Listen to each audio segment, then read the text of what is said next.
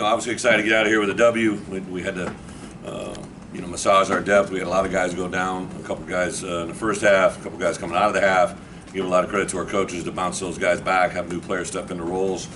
I thought coming into this game, I knew it was going to be a battle. They had obviously done some good things. The game against Clemson kind of got sideways in a hurry. They had a pick six early, had a failed punt. They gave them the ball in the red zone. So it was a kind of a different game. I saw them battle out with Ohio U. That team beat Iowa State last week, so we knew Ohio U was a good player, a good team. I've known Tom for a long time, his staff. He's got a great staff. So give a lot of credit to them, but I do like the perseverance. I think the story of the day by far was our defense, especially in the red area, just to have those 8 plays in a row. We stop them 4 plays. We give the ball immediately away on a turnover, which obviously is not tolerated, can't be handled. We just got to put ourselves in a better situation. But our defense go back out there and 4 plays in a row, stop it, was just give credit to Aaron and that defensive staff. I think we were down to our 6th or 7th corner. Taz basically came out at half, couldn't go anymore, so that took Taz out, our best cover corner, and put T-Strain in the premier spot. Obviously, when he gets rolled up, Xavier Scott drew a tough assignment. He was on number 1 literally the whole day. Sometimes he had help, sometimes he didn't have help. It was a really gutsy performance by him. That kid can really play. I knew he was a great player coming in the game. We did a lot of things to try and take him out of the game, but obviously, good player didn't get denied enough.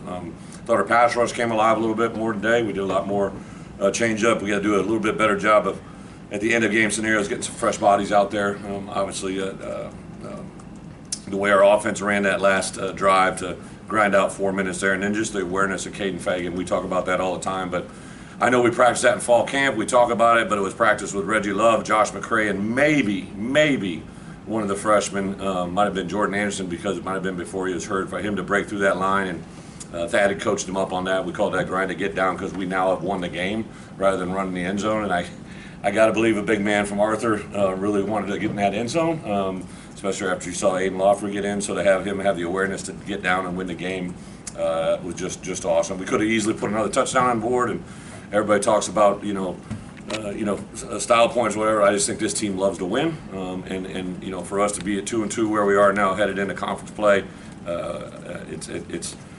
Obviously, I'd love to be 4-0, but to be 2-2 with the amount of players that we've had play, the amount of adversity we've had at certain positions has been good. And then I also give Barry Lundy a lot of credit for what he did with Luke. I mean, Luke had a really good week of practice. I thought our players did a really good job of supporting him last week at this time. I waited till about 8 o'clock that night to give him a buzz and wanted him to know that I was behind him, and we didn't even have to talk about as a staff. As a head coach, I knew what I wanted to do and what we were going to do, and he responded really well today, made a couple plays with his feet.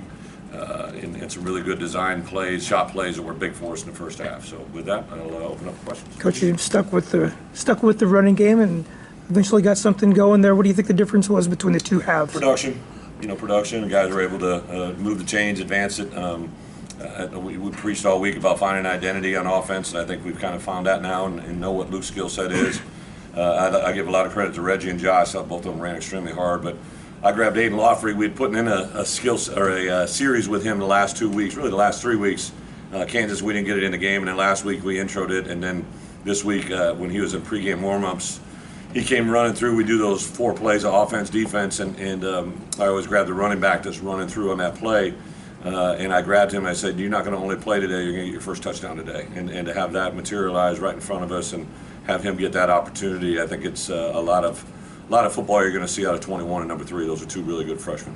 You mentioned getting down to your 6th or 7th quarterback. I mean, this was the first time Zach Toby's probably played that much. What did you see from him in that kind of role? Yeah, I thought, Aaron and Antonio, both of them guys that I've been around a long time. I know they teach well.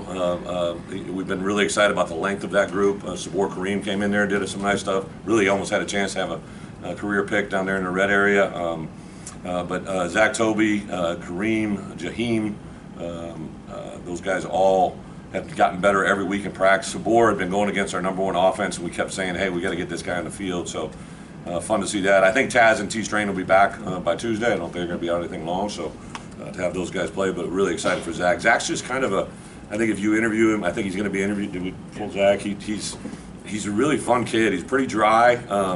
Not really much rattles him as a corner. He's kind of a unique personality. He's kind of an introverted. He'll kind of self-admit that. Just kind of handles his own business and really like his demeanor. I think got a bright future for us. Bret, I've seen nothing's come easy in these first Yeah. 4 games. Just Yeah. how do you feel about your team going into the meat of Big Ten? Yeah, you know, we lost some good players a year ago, but we lost some good voices. You know, obviously the draft takes guys all the time, but sometimes those voices in critical moments, those leadership things are things that only get tested through fire, right? And I've heard more guys talk this week. I heard Isaiah Adams talk. I heard, you know, some of the defensive guys that weren't guys that spoke in the past speak up and say things. Have a couple guys get chesty with each other on the sideline today, which is good, right? I think anytime you have people that are pushing each other, iron sharpens iron, you know, and I think that's a positive thing. But I like where this group is at. I thought our special teams, David Alano, you guys have seen his leg a little bit, but he's got a big leg, and to come in and have that kickoff responsibility was huge.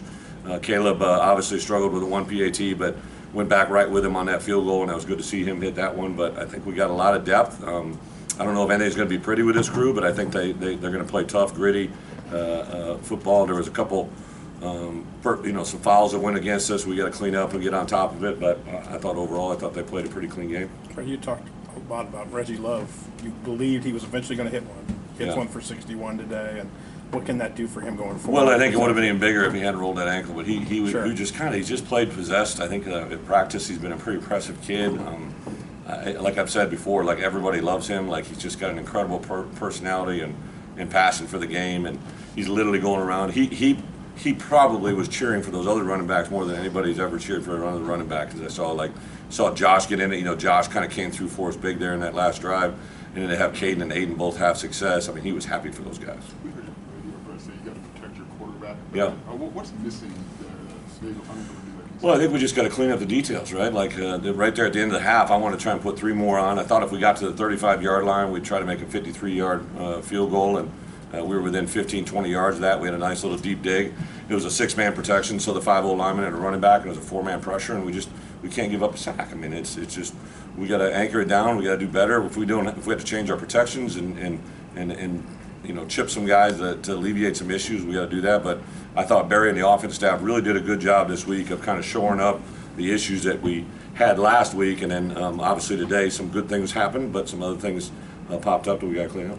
Coach, you had Isaiah Williams go for 120 yards, ties his career high. What does that mean to the offense and just that connection that you developed? And I don't know if he played the fourth quarter. I mean, there was a point where, well, that when Hank went in and had that drop, that was the first play. I know that Isaiah was kind of gassed, tapped out, and I said, absolutely put Hank in there. And obviously that was a tough way to start, but our defense rose up. But Isaiah is just, you know, all those NFL scouts, when they come in, I always say, like, listen, I get it. Like, to me, I always say he's kind of got a little Marcus Randall, for those guys that have been in the league for a while know who I'm talking about. Like, he's got gamesmanship to him. He's incredibly intelligent, very dynamic with the ball in his hand. That play he caught out of the midair. Now, I would also say Luke bailed high on that play, scrambled around and made some plays with his feet. So I think Isaiah really likes Luke. Luke really likes Isaiah. So that's a good chemistry. But, like, you know, I also think when Isaiah Williams is a young man I don't think anything like's ever been given to him. We always talk about earning it in this program, and for a kid that works the way he does and puts himself out there the way he does every day at practice,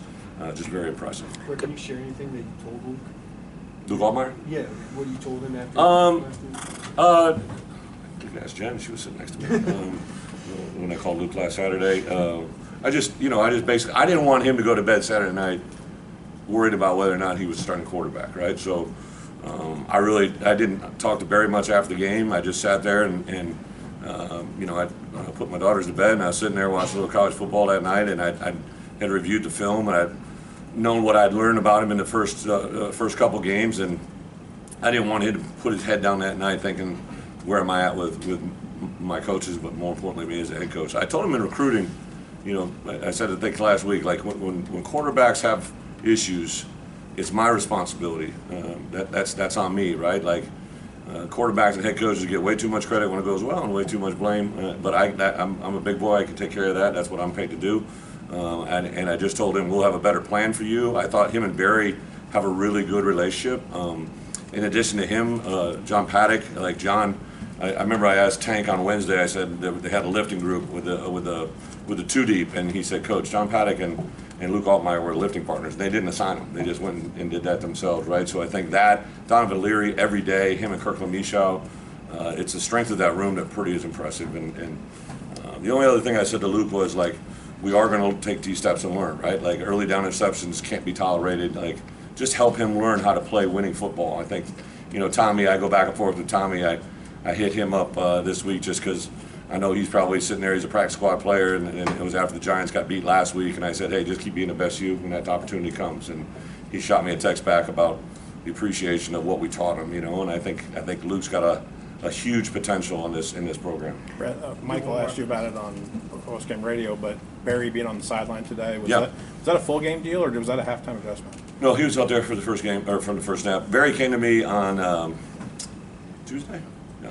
Monday? No, it was sometime Monday. He came in, and we always kind of routinely talk about, we have a big staff meeting to review it on Sunday, and then I kind of leave him alone. Monday's I go through a lot of different things from meeting you guys, a lot of other outside stuff, and it was towards the end of the night on Monday night. He said, hey, you got a minute? So we met in my office. He said two things. One of it was a scheme-related play, and he goes, the other thing is I'd like to go on the sidelines. I said, done. Good.